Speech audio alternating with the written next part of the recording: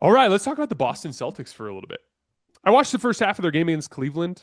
They went with the Pritchard, Derek White, Jaylen Brown, Sam Hauser, Chris Boucher lineup. They used a bigger version of that lineup with Xavier Tillman the last time they played their starters, but I actually like this lineup a lot. In a couple reasons. Boucher, excuse me, he brings like that willingness and ability to take and make above the break threes. He took three of them in the game and made two. He's shot the ball pretty well in preseason so far. He also just generally brings more like foot speed and switchability to those lineups, and they're going to have to play fast, and they generally are playing pretty fast. And so I think that that is something that will fit that starting lineup really well. You could feel that emphasis on transition speed through these Celtics' first couple of preseason games pretty heavily. Right off the bat, though, before we talk about some of the details for the Celtics, I just want to shout out both of these teams for their intensity in this game. Right from the jump, both teams were competing at an insanely high level and playing in a way that was consistent with their identities. And by the way, in case I didn't mention it earlier, I'm talking about the Cleveland game. Both teams came out guarding like crazy and like pressuring the ball. Cleveland's like pressuring all the way up to half court, and Larry Nance is like jumping passing lanes out on like bigs that are flashing for a high post catch. They again, that's a big part of their identity, right? Turner for forcing turnovers and getting out in transition.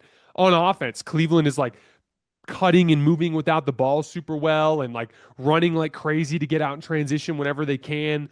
Boston playing super high level, smart NBA offense, like simple advantage creation, driving closeouts, extending advantages, and knocking down and taking every quality three they can get their eyes on.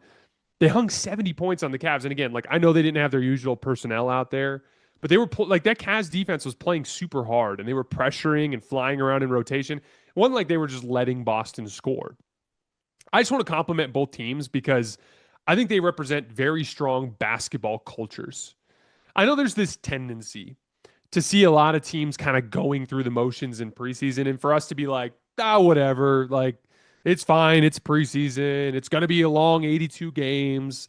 This is a marathon, not a sprint, all that shit, right? I personally have never bought into that idea. I recognize it as a human reality. Like every one of the NBA's 30 teams will have nights where their heart just isn't in it. I'm not, denying that as a reality, but I just don't think you can win an NBA championship without a dead serious culture that approaches things day to day with a level of intensity and a desire to get better.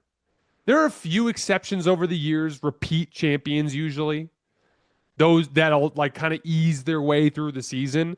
But those teams, all those repeat champions, have had huge talent advantages to cover for their lack of intensity. For the most part, you have to be a serious team that from day one of training camp is attacking things in order to get to where you want to go. And what's fascinating to me about these two particular cultures, Boston and Cleveland, is it shows with the roster changes. Boston's missing Jayson Tatum. And from last year, Drew Holiday and Al Horford and Kristaps Porzingis, core parts of that culture. But the Celtics just play basketball a certain way.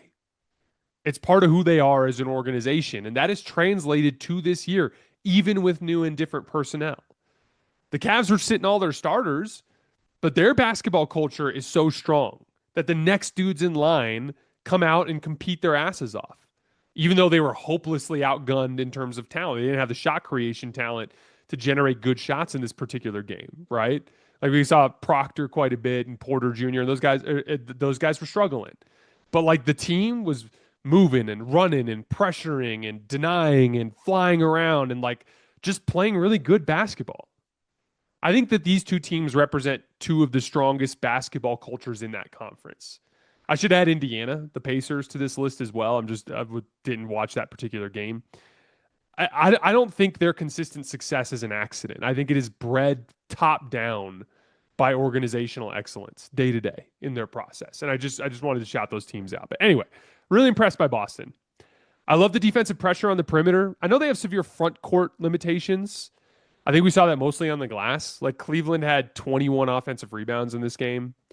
Overall, Boston's defensive rebounding percentage in preseason is 64.3%, which is really bad. That's bottom six in the league right now so far through preseason. But that's the reality of the personnel limitations. Jayson Tatum was like a Swiss Army knife that covered a lot of those problems on the glass, and then your center rotation fell off a cliff this year compared to last year, right? But they do have an athletic strength on the roster on the perimeter. And that shows up in their ball pressure, in their ability to force turnovers. Like they forced 21 turnovers so far per game in preseason, which is awesome. It also helps in their ability to fetch long rebounds, right? Like you shoot a lot of threes, which means a lot of long rebounds, and their foot speed can win those battles for long rebounds. And so for all their defensive rebounding struggles, the Celtics have grabbed 39% of their own misses to make up for it. So like that's going to be a margin where they're going to have some success. A lot of encouraging stuff on offense, though. Like Peyton Pritchard looks amazing and poised for a breakout season in a starting role. He lit up the Cavs to start this game. Anthony Simons has shot the ball well, and he's competing on defense. Like he's trying. He's pressuring the ball. He's doing, at least trying to do what Mazzulla is asking him to do. My one big disappointment with Anthony so far is that he hasn't generated much dribble penetration yet. It's something that I was hoping he'd bring to the table, and he seemed to kind of retreat against ball pressure and want to attack ball pressure with like aggressive step back moves to get the threes instead of like beating those dudes off the dribble. But it's early. We'll see if that changes in a larger sample. Jaylen Brown's been pretty mediocre so far, actually. It looked like the Cleveland game was like moving too fast for him, which is obviously strange. And we know Jaylen Brown, the game doesn't move too fast for Jaylen Brown. He's fine. It's just a sign that he's probably a bit too relaxed right now. And I think that will change as he gets into the flow of the season. But overall, I'm encouraged about Boston as a middle tier Eastern Conference team. They have one of the more talented perimeter cores in the conference. They have extremely strong basketball culture, which will help them on the margins. Like whatever margin they lose with their lack of front court talent, it will be mitigated to a certain extent by strong modern fundamentals, ball pressure, transition pushes, high value shot profile, threes and layups, right? Strong offensive rebounding, winning the possession battle, or at least counteracting some of the possession battle problems they'll have on the other end of the floor. I think Celtics fans will really enjoy rooting for this team. By the way, if you missed our full season preview, you can find that on the Hoops Tonight channel under Atlantic Division season preview. You can find that there. I also did a hour-long season preview with Adam Taylor, a friend of mine who covers the Celtics in the UK. We went into extreme detail on every Celtics storyline, including all their position groups. You can find the link to that podcast, Adam's podcast, on my Twitter feed. If you go back to October 8th, you'll find that I tweeted out the link there.